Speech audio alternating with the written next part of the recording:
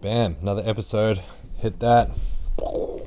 CJ, my main man. This is episode 13, but this is actually episode 12 revisited. So episode 12, I said episode 13. That's because CJ went through all of this effort of setting this up and I recorded on the wrong microphone. So we're here back with the proper episode 12, which is understanding programming. I wanted to talk about this subject because it helps coaches and lifters appreciate the process of training a little bit more. And I also want to delve a little bit deeper into how we approach programming at Zero.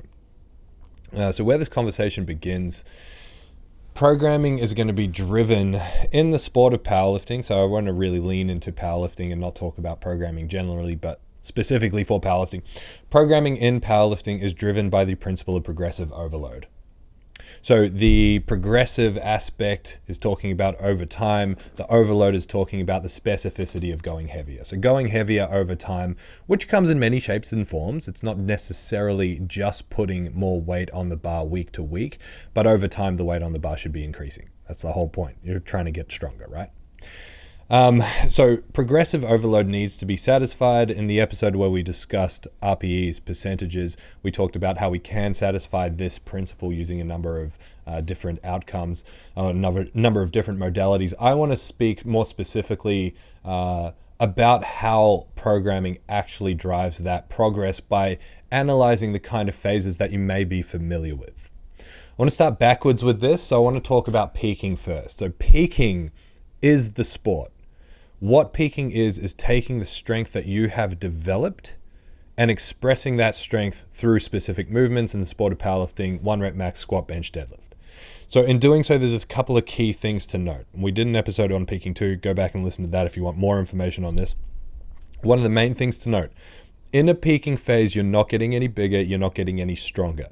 You're purely honing in the skill of expressing that strength through those specific movements.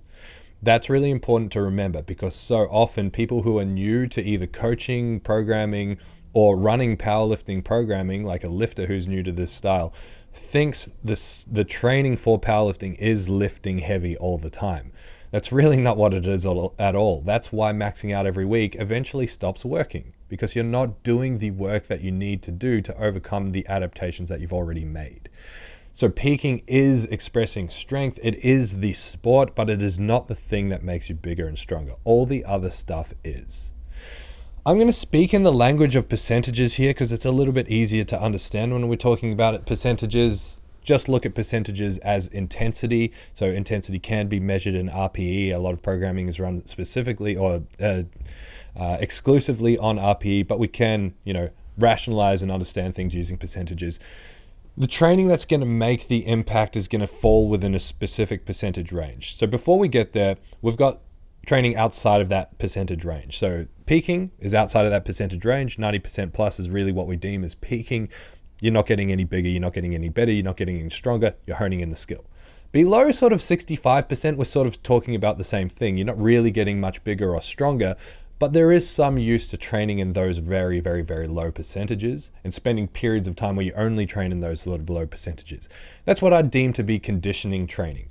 Conditioning is exactly as the word sounds. It is building conditioning, is building work capacity, general physical preparedness, whatever fancy label you want to give it.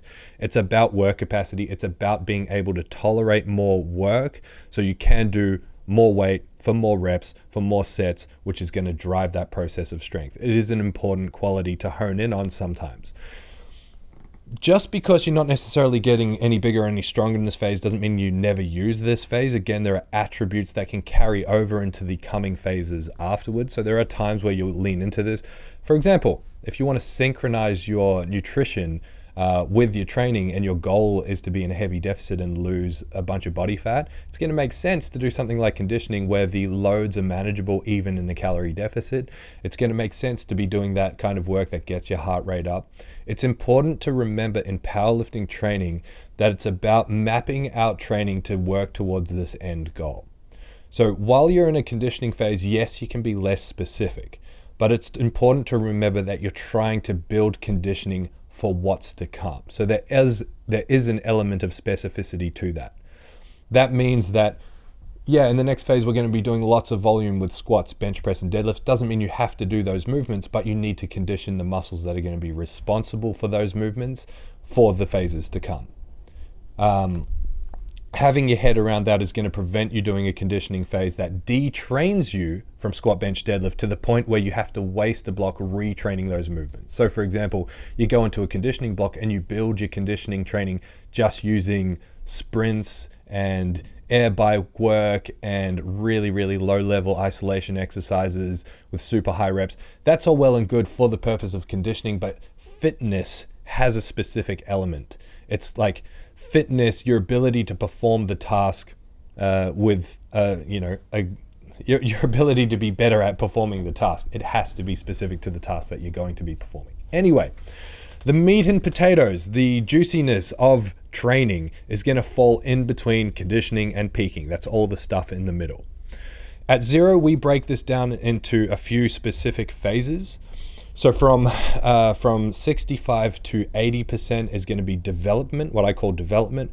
From 75 to 90% is strength, and the crossover between the two and plus or minus a little bit is what I call technique. So development, technique, and strength. That's where we're going to spend most of the time for the person wanting to be a powerlifter. This takes a little bit of time to adjust to. The notion of you need to get way better at lifting heavy weights, and we're going to do that by lifting lighter weights a lot with a lot of volume, is hard to wrap your head around. If you're used to just training really heavy all the time, lifting in the high end percentages and intensities and lifting with low reps, sets to 2 to 3, the weights that you are going to be now using as your working weights, doing sets of 8 or 6, are normally the weights that you warm up with. If you're used to squatting 180 for a triple and now we're giving you 140 for a set of 7, 140 for a set of 7 is going to be really hard compared to the 140 for a single that you normally do leading up to that 180. That's going to be hard to wrap your head around because you have an emotional attachment to this weight. It's light, it's easy, it's quick, it's something that you don't have to think about. Now it's kicking your ass because you're doing 5 sets of 7 with that same weight. It takes a little while for your head to wrap around that process, and you have to take a step back, map things out over time, and get a picture of where this is going to put you in the future. That's why having a coach is really important, or being able to step back and see the process, analyze the process from where you've come from as well, so you can see how this stuff changes over time is really important. The other thing that comes with that, when you're in a particular phase, you adapt to the work that you're doing in that phase. And this is a really tricky thing with powerlifting, because when you adapt to phases that are driving strength, that are building the foundation for expressing the best strength, they almost always go directly against the process of expressing strength in that moment. So in English, that means when you're doing sets of 8, you're not going to be very good at doing a 1 rep max. So if you get curious and you test your 1 rep max, you're probably going to be disappointed, and that can make you lose faith in the process. But it's just a misalignment of testing, a misalignment of an analysis based on time. Just like if you're training for a marathon and you decide to test how fast you are running at 100 meters, you're going to be disappointed, and compared to if you trained for that 100 meters for an extended period of time. You're going to get better at what you're doing. The hard thing to wrap your head around with powerlifting training is that you only need to be strong when you need to be strong. And if your chosen sport is powerlifting, the only time you need to be strong is on meet day. Everything else you do in your training should be leading up to making you the best that you can be on that day. No one cares how strong you are randomly in the gym outside of that context. So wrapping your head around that is going to really help you appreciate the process of programming, is going to help you appreciate why your coach is giving you volume, is going to help you appreciate why the volume feels heavy when that weight is normally a warm-up for you when you're training really heavy. It really helps you understand that. And it also helps you sort of see progress where you couldn't see progress before. Again, we're looking for progressive overload. We're looking for the weight to go up over time. And because as you become more experienced as a powerlifter, you should be seeing your strength a little bit less in terms of 1 rep max. That is, you should be peaking less. You shouldn't be doing peaking that often. Why? Because again, if peaking doesn't make you bigger or stronger, let's be generous and say that a peaking phase is going to take 6 weeks when you account for 1 week before deload, 1 week after deload, 4 weeks in the middle, 6 weeks. If you do 3 of those in a year, that's 18 weeks. You've lost a third of your year of training just by doing 3 peaks. If I said to you, would you be happy to only train for, what's 12 divided by 3? It's not that hard. It's 9. If I said, I just wanted to see if CJ was still awake. If I said, would you be happy to only train for 9 months of the year? You'd probably be like, well, no, sorry. It's actually 8 months of the year. You'd probably be like, no, well, I wouldn't be happy with that. But that's what we're doing when we're saying let's peak hard 3 times in a year as an experienced powerlifter. You're losing a shitload of time training. I can't believe how badly we just butchered the most simple maths ever. It's just completely unprepared for that. Getting your head around how the programming process works, appreciating how much time you need to spend just doing work, taking a step back and being able to see progress within that work. Okay, before you were doing 5 sets of 6 at 80 kilos on bench, now you're doing 6 sets of 6 at 85. You've gotten stronger. That is going to translate to the 1 rep max eventually when the time comes. We sometimes just need to be patient and wait for that time to come. Not test it early, not rush to be able to see our strength on the bar. If you're a powerlifter, the comp day is what matters.